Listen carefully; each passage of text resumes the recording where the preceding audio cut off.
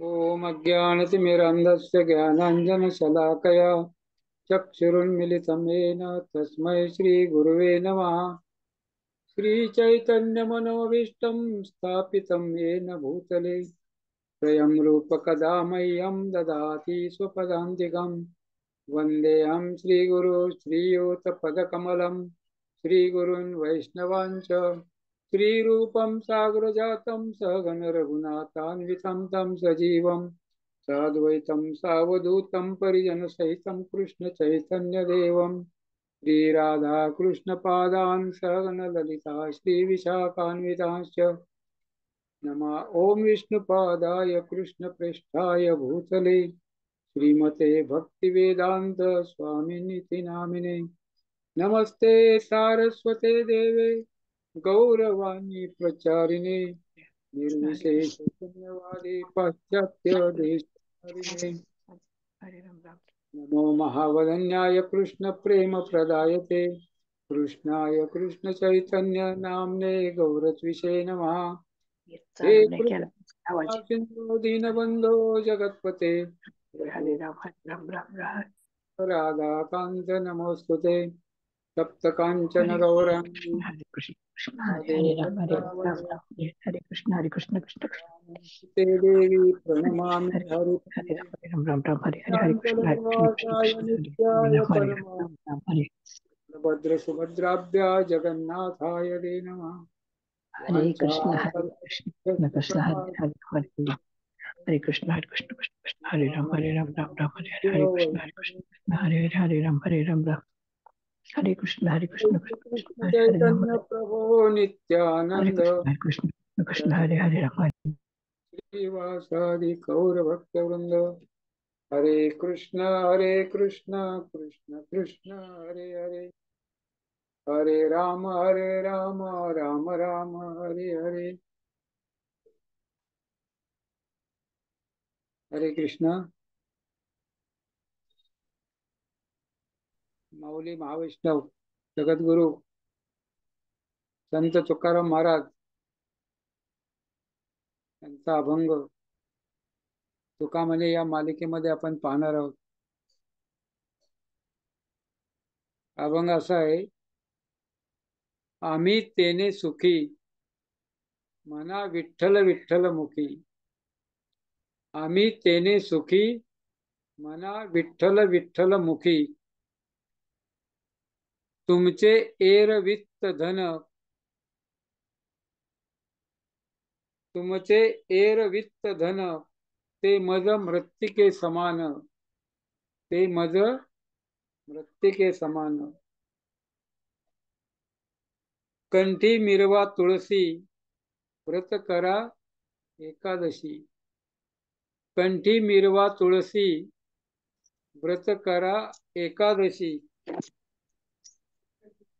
मनवा हरीचे दास तुका म्हणे मज हे आस। मनवा हरीचे दास तुका म्हणे मज हे आस।